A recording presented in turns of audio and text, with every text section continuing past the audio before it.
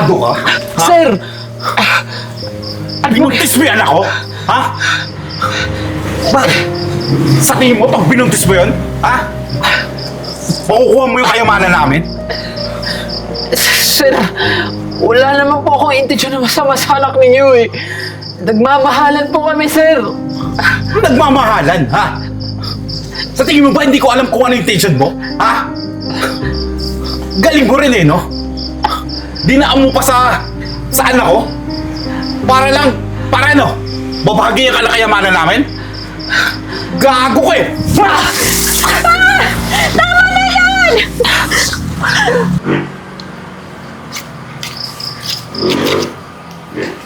Hi. Uy, nakalimutan mo. Ma'am, kayo po pala. Magandang hapon po. Gandang hapon. Ito.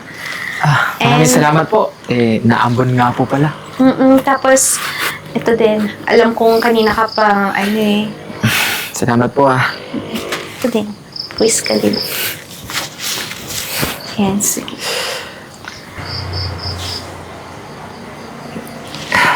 Sarap mo talaga magtimpla ng juice. Pero alam ko na kasi yung gusto mo din eh. Hoy! May pa. Apa? Ang ginagawa mo, Mika? Hindi, kasi pa, napagod kasi siya. So, binigyan ko lang ng inumin, tapos, pawis kasi siya po Sir, eh. magandang hapon po. Tigil-tigil lang mo, Mika, ha? Hindi ko gusto yan nakikita ko. Ano? Naliligaw ba sa itong martineron to? Sir, hindi po. Naawa lang po si ma'am kasi kanina pa po ako dito nagtatabas ng damoy. Kaya siguro inabutan niya po ako ng mainom. Matuto kang lumugar, ha? Ano nakakalimutan mo? Hardinero ka dito. Hindi yung landing niyang anak ko. At ikaw naman, hindi kita pinag-aral para pumatol sa ganyang klase ng tao. Pa, huwag ka naman ganyan magsalita. Tao pa rin siya. Tao? Hindi nga mukhang tao yan eh. Pa, sobra ka naman. Kung sobra, manahimik ka nga. Mag-isip-isip ka. Tsaka ayoko nang makikita na lumalapit ka dyan, ha. Halika dito, pumasok ka. Pa! Sir. Pa naman! Mika?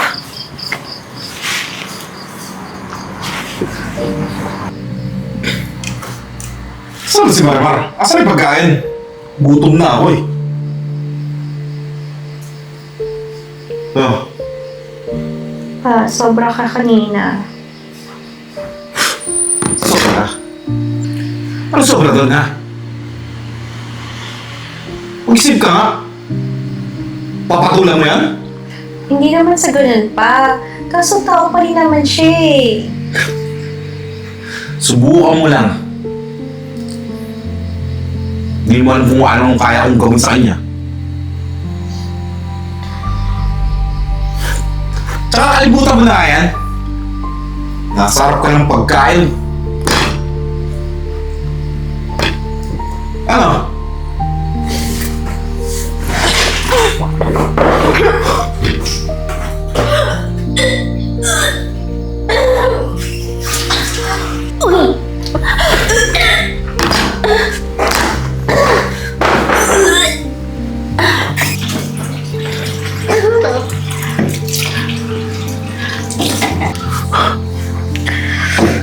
Mami ka nga sa akin? Ha? Buntis ka ba?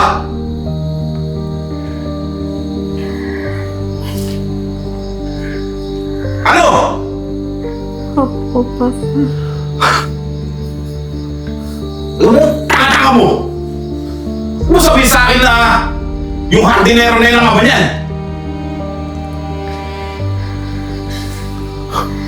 Ano? Hindi ka magsasalita? Papa, opo. Si Jay nga. Ikaw, hindi mo ginagamit yung utak mo! Magpapabuntis ka na nga lang! Diyan ka sa hardinero! Ano? Ano yung papakain sa inyan? Yung mga damo doon? Papa, mahal ko si Jay. Mahal? Makakain mo ba yung mahal mo? Ha? Pag naghihiram na kayo, ha? Masasanla mo ba yung pagmamahal na yan? Di ka na nag-iisip? Ano sasabihin ng mga kaibigan mo? Ng mga mag-anak natin? Yung magiging ama dyan, ama ng anak mo, hardinero? Mag-isip-isip ka naman, Mika! Pero nagmamahalan kami pa. Buisit na pagmamahal na yan!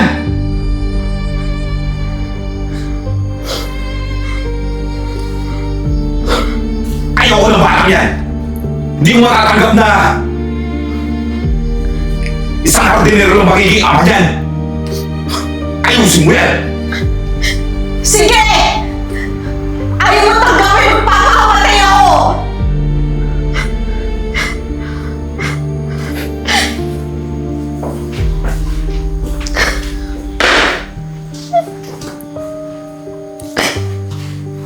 Ayan, malapit na kayong mamulaklak oh.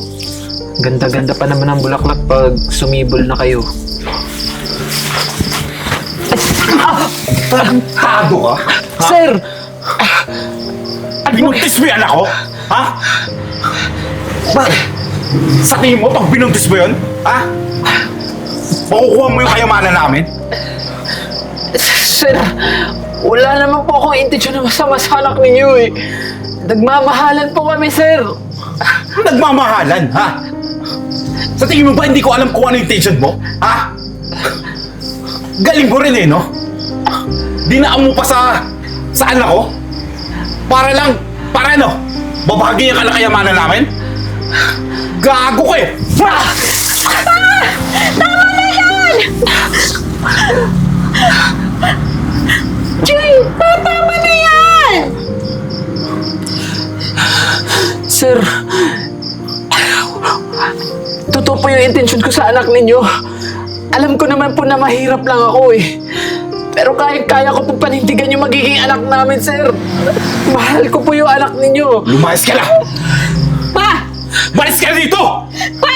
Hindi ako nagbibiro! Totoo yung sinabi ko kanina, kung gagawin mo yan, magpapakamatay talaga ako. Mika, ano ba yung pinagsasabi mo?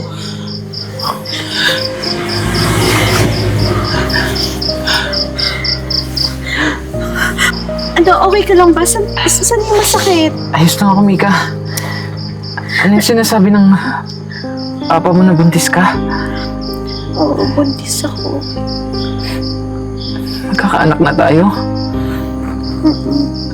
Pero alam mo, gamutin mo na kita sa loob. Halika, pasok mo. Paano yung papa mo? Alam naman natin dalawa na hindi niya tayo matatanggap. Lalong-lalo na ako. Kasi mahirap lang ako. Pero huwag ka mag-alala. Wala na magagawa si Papa kasi yung dinadala ko magiging apo niya na rin eh. Alam mo naman yung sitwasyon natin ngayon, di ba? Mahirap lang ako. Mayaman ka. Panigurado gagawa ng paraan yung papa mo para paghiwalayin tayo. What if umalis na lang tayo dito para hindi ka na rin masaktan? Hindi. Hindi tayo aalis dito. Mas lalo lang magkakagulo yung sitwasyon natin. Kilala ko yung papa mo. Madami siyang mga tauhan. Kayang-kaya niya tayong ipahanap. Kahit magtago pa tayo, kahit magpakalayo pa tayo. Pero Mika, isa lang yung maipapangako ko sa'yo. Papanindigan kita. Ipaglalaban kita kahit hanggang kamatayan man. Tama na yan. Alam mo, gabutin na kita sa loob. Para mapagpahingahan na muna. Ayos ka lang ba? Oh, pero gusto pa rin kitang gamutin. Tara na. Tara na.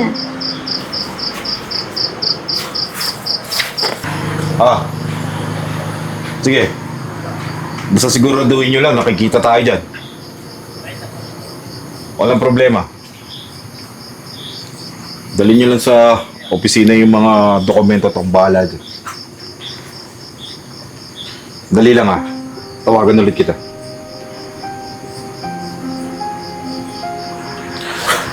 Ang kapal din naman ng mukha mo. Di ba pinapalayas na kita? Anong ginagawa mo rito? Pasensya na po, sir. Pero hindi ko po maaaring gawin yun. Lalo't nandito po sa bahay na ito yung mag-ina ko. Kaya kakapalan ko na po yung mukha ko. Sir, parang awa yun na po. Alam ko po na mahirap lang po ako. Hardinero lang. Walang pinag-aralan. Pero sir, nagsusumikap naman po ako eh. Nagtatrabaho po ako ng marangal. At mahal na mahal ko po yung anak ninyo. Sige nga. Sabihin mo nga sa akin. Anong ipapakain mo sa anak ko? Ha? Yang kinikita mo? Ha? Eh, ligatas, hindi makakabili yan eh. Sir, kaya ko naman pong doblehin yung trabaho ko eh. Kahit mag-sideline po ako. Para lang po may kitain po ako na malaki. Kahit triplihin mo pa yan, hindi ka yayaman. Hindi ka asenso. Kasi hanggang ganyan ka na lang. Pero sir, kailangan po ako ng anak ko. Kailangan po ako ng asawa ko. Huwag na tayo maglokohan, Jay. Alam ko namang pera lang ang habol mo eh. Magkano? Para iwanan mo yung anak ko. Hindi ko po kayang gawin yun. Hindi ko po kayang iwan yung mag-ina ko. Sir, kahit bigyan niyo lang po ako ng isang pagkakataon para patunayan po sa inyo yung sarili ko. Gagawin ko po lahat. Ito ang tanda mo. Hindi kita matatanggap. Umalis ka na! Sir, parang awa niyo na po. Ano ba? Bigyan niyo po ako ng pagkakataon, sir. Parang awa niyo na. Hindi po pwede na lumaki yung anak ko na wala pong tatay. Tatay po kayo, sir. Alam niyo po yung pakiramdam. Umalis ka na! Oh, sir. Alis! Pasensya na po kayo, sir. Pero hindi ko po susundin yung gusto ninyo. Kahit pa araw-araw niyo po akong gulpihin dito sa bahay. Hindi ko po masusunod yung gusto ninyo dahil hindi ko po kayang iwan yung mag-ina ko. At ito naman ang tatandaan mo. Gagawin kong miserable ang buhay mo. Umalis ka sa harap ko.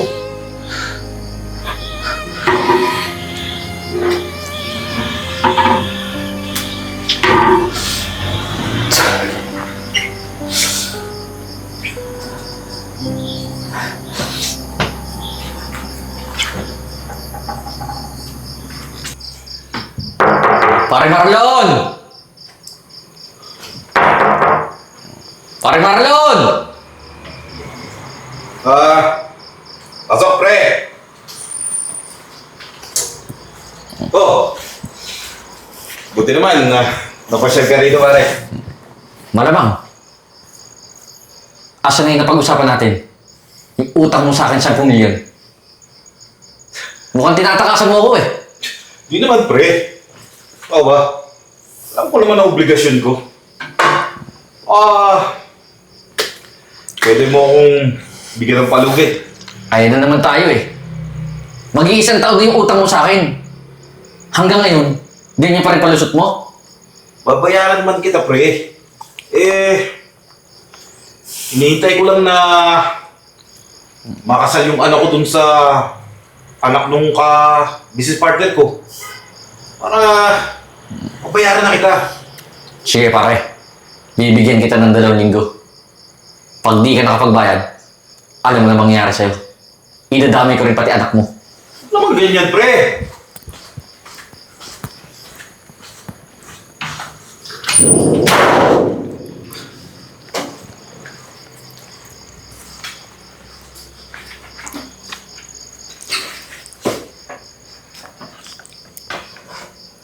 Hello, Francis.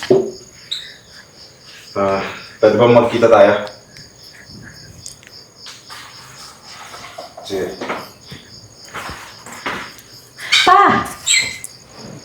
Ano yun? Ano yung narinig ko na may utang tayo na 10 milyon? Di totoo yun. Ba? Anong di totoo, pa? Narinig ko yun. Ako nang bahala doon. Ako gagawa ng paraan. Labas ka na doon. Grabe pa, saan mo ginamit yung 10 milyon na yun? Pwede ba? Ha? Ayusin mo yung problema mo. Hindi yung problema ko ngayon na pinag-iinitan mo. Pa, hindi ako papayag doon sa narinig ko, ha? Na ako yung gagamitin mo, ha? Nasasabihin mo na papakasal mo ako doon sa ka-business partner mo? Doon sa anak niya? Bahala ka. Yun lang ang solusyon para mabayaran ko yun. Pa, hindi nga pwede. May anak ako, may anak kami ni Jay. Wala akong pakialam. Sumunod ka sa gusto ko. At kung ano yung gusto ko, yun ang masusunod. Tito? Pasok. Oh, Francis. Tito. Nang tumawag kasi kayo, malapit na ako eh. Tsaka may dala akong alak. Galing pala sa Italy. Regalo ko po sa inyo. Mukhang masarap to ah. Mapapalaban ako ah. Eh, alam ko naman na mahilig kayo sa alak eh. Salamat ah. Pala. Anak ko nga pala. Si Mika? Oo. Di ba yan yung napag-usapan namin ng papa mo? Opo. Ano pinihintay mo? Pa!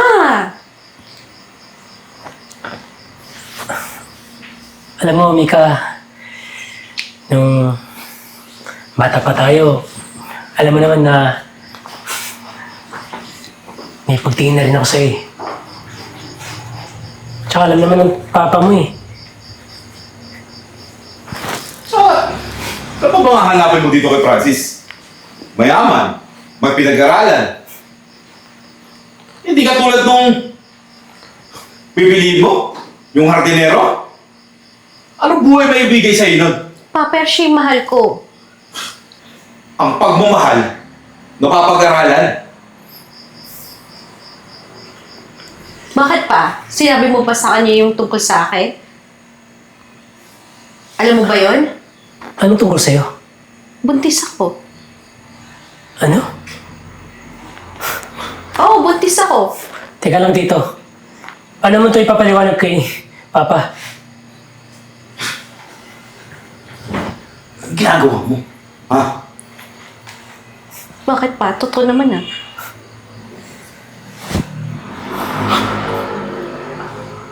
Gusto mo talaga mapahamak ako eh. Tsaka tito, kung balak nyo ipakasal yung anak nyo sa akin, mukhang malabo na. Eh, may sabit eh.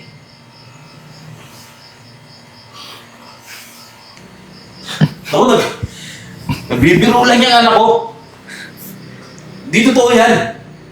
Ayaw lang talagang magawa lang niya ng paraan para mailigaw yung gusto mo mangyari. Sa tingin ko tito, pag-usapan nyo muna yan bago kayo mag-desisyon. Paano ba? Si Jay ang mahal ko. Pinag-usapan na natin to. Francis, huwag kang magalala. Pinagtitripan ka lang yan. Dito lahat ng mga sinasabi niyan.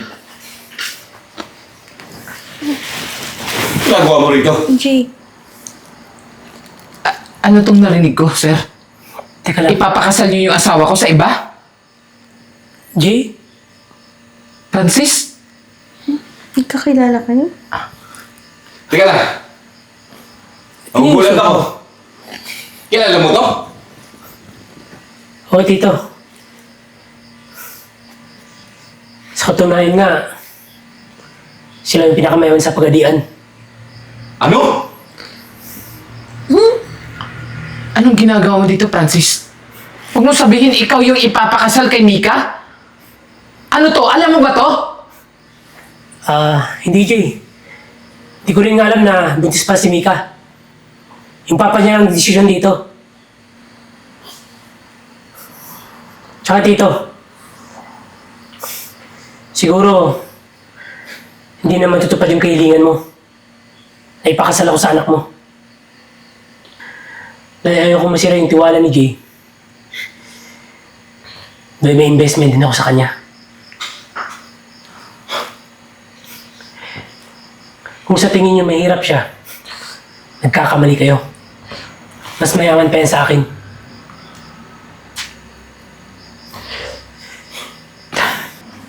Tama yung sinabi niya. Tilihin ko yung buong pagkatao ko.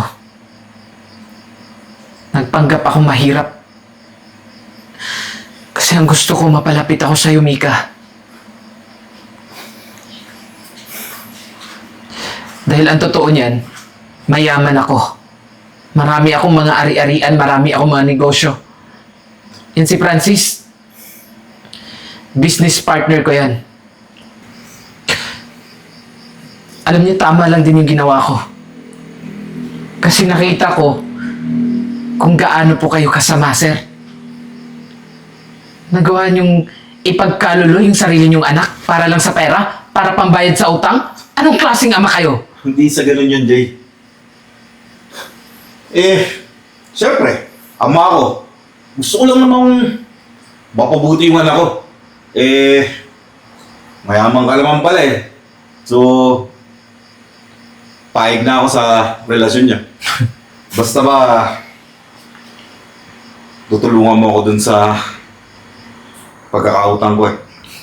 Pa, sobra ka naman. Ganyan lang po ba talaga yung halaga ninyo sa tao? Pera? Kung sa tingin niyo po na may mapapala kayo sa akin, nagkakamali kayo. Dahil simula sa araw na to, sasama ko na yung mag-ina ko. Aalis na kami dito sa bahay. Lalayo na kami sa inyo. Mika! Huwag ka naawa sa akin. Gusto mo bang makita mo nasa ulungan yung tatay mo? Pa, dapat lang kasi sobra ka na eh. Ano? Papabayaan mo ako makulong? Wala ka rin utang na loob eh. Wala kakalimutan mo kung nagpalaki sa'yo. Ano ulit sinabi mo pa? Papi ko, wala kang utang na loob. Pagkatapos ko ibigay sa'yo lahat, iiwan mo rin ako. Oo, Papa. Pinigay mo lang sa akin, alam mo kung ano? Puro mga luho lang. Pero never ka naman nagpakatatay sa akin eh. Alam niyo, sir, ito lang yung mapapayo ko sa inyo. Sa mundong ito, hindi pera yung pinakamahalaga, kundi pagmamahal. Tara na, Mika.